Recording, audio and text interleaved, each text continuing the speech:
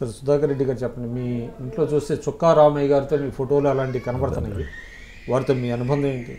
వారు mathematics teacher, నేను mathematics teacher. Okay. ఎందుకంటే మొదటి నుంచి కూడా వారి యొక్క వ్యవహార శైలి, వారి యొక్క చిత్తశుద్ధితోటి సరస్వతి పుత్రుడు వారు ఏ విషయమైనా కానీ సునాయాసంగా చెప్పేటువంటి ఒక శక్తియుక్తి కలిగినటువంటి మంచి మేధావి.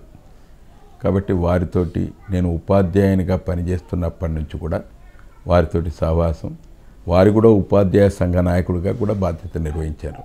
మా ప్రత్యర్థి యూనియన్ అయినప్పటికీ కూడా వారు అందులో పనిచేసిన నేను వారి యొక్క సలహాలు తీసుకొని నేను కూడా సంఘంలో కొనసాగుతూ వచ్చినాం. కాబట్టి ఏ విషయమైనా కానీ అనుమానం వస్తే వాటిని నివృత్తి చేయడానికి పెద్దలు మా రామయ్య గారినే ఆదర్శంగా తీసుకునేటువంటి అవకాశం ఉంటుంది. కాబట్టి అందుకొరకే వారికి నాకు మేము 2007లో మా తెలంగాణ రాష్ట్రంలో పరిధిలో 3 నియోజకవర్గాలు ఉన్నాయి. మంచి రాటుదేలినటువంటి వాళ్ళమే ఎన్నికైనాం. వరంగల్ ప్రాంతం నుంచి రామయ్య గారు ఎన్నికైనరు, నిజామాబాదు కరీంనగర్ నుంచి మా మోహన్ రెడ్డి గారు ఎన్నికైనరు. వారు 30 సంవత్సరాల నుంచి కూడా ఉపాధ్యాయ ఉద్యమంలో ఉన్నటువంటి నాయకుడు.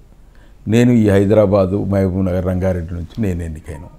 కాబట్టి అప్పుడు ఆ ప్రాంతంలో టీచర్లు ఎటువంటి రాజకీయ భావాలకు లోను కాకుండా ఉపాధ్యాయుల సంక్షేమం కొరకే కృషి చేసేటువంటి వారిని ఎన్నుకున్నటువంటి ఉదంతా ఉన్నది. కాబట్టి ఆ విధంగా వారితో నాకు ఉండేటువంటి కాదు. అదేవిధంగా మా ముఖ్యమంత్రి గారితో కూడా మొదటి నుంచి కూడా సాన్నిధ్యం ఉండటం వల్ల వారి యొక్క భావాలకు ఆకర్షితులయ్యే వాళ్ళ పార్టీలో చేరేటువంటి అవకాశం ఏర్పడ్డది. కాబట్టి వారికి నాకు ఉండేటువంటి అవినాభావ సంబంధం అదేవిధంగా కొనసాగుతూ వస్తుంది, భవిష్యత్తులో కూడా కొనసాగుతుంది.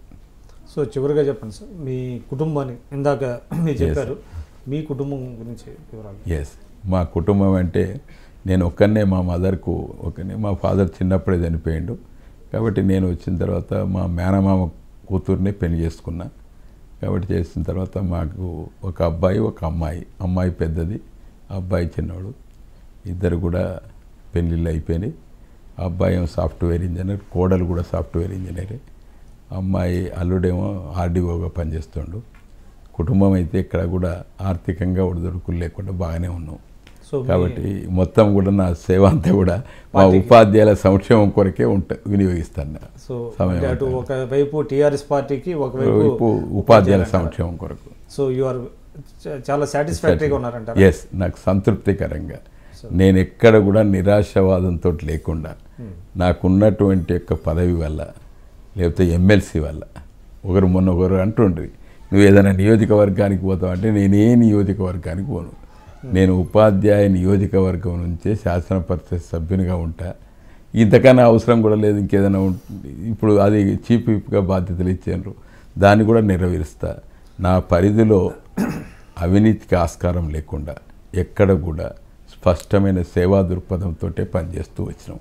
కాబట్టి జీవితం కూడా ఆ రకంగానే అంతం కావాలని ఆకాంక్షిస్తున్నా. సో లాస్ట్ చెప్పండి, మీరు అనేక మంది ముఖ్యమంత్రులు చూశారు, అంటే వాళ్ళలో విశిష్ట లక్షణాలు ఉన్నటువంటి ముఖ్యమంత్రులు ఎవరు? వాళ్ళకి కేసీఆర్ గారికి, అంటే ఇప్పుడు మీరు ఆయన పార్టీలో ఉన్నారు కాబట్టి డెఫినెట్గా వారికి అభిమానంగా ఉంటారు. కేసీఆర్ గారికి మిగతా ముఖ్యమంత్రులకి గతంలో ఉన్న ముఖ్యమంత్రుల్లో ఎవరు అంటే నాకైతే నచ్చినటువంటి వాళ్ళు ఎన్టీ రామారావు గారు ఈజ్ ఎ స్టేట్స్మెన్. ఎందుకంటే ఆయన రాజకీయ అనుభవం లేకున్నా ప్రజల మనిషిగా పేరుగాంచినటువంటి ముఖ్యమంత్రి. విజయభాస్కర్ రెడ్డి గారు నిస్వార్థంగా సేవా తత్పరతతో పనిచేసినటువంటి, అవినీతికి మచ్చ లేకుండా పనిచేసినటువంటి ఒక ముఖ్యమంత్రి. మంచి పరిపాలనా అధ్యక్షుడిగా పేరుగాంచినటువంటి వాడు మరి చెన్నారెడ్డి గారు.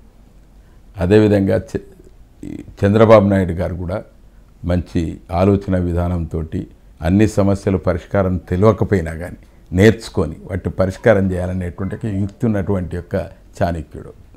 రాజశేఖర రెడ్డి గారు ఈజ్ ఏ స్టేట్స్మెన్, ప్రజల మనిషి ఆయన కూడా. కాబట్టి ప్రజా సమస్యలు ఎంత ఖర్చు అవుతుంది, ఎంత అవినీతి జరుగుతుంది అనేది కాకుండా ప్రజలకు చేరువవుతున్నామా లేదా అనేటువంటి ఒక దృక్పథంతో పనిచేసినటువంటి ఒక మేటి నాయకుడు రాజశేఖర రెడ్డి గారు. కిరణ్ కుమార్ రెడ్డి, రోషయ్య గారు వారు యథావిధిగా కొనసాగుతున్నటువంటి ఒక ముఖ్యమంత్రులు. ఇప్పుడు మా కేసీఆర్ మాత్రం ప్రజల నాడి తెలిసి దానికి అనుగుణ్యంగా పరిపాలన చేయాలనేటువంటి ఒక దృక్పథంతో ఆ విధంగా వివరిస్తున్నటువంటి ఒక ముఖ్యమంత్రి KCR. So all the best sir. Thank you sir. Please subscribe to I dream.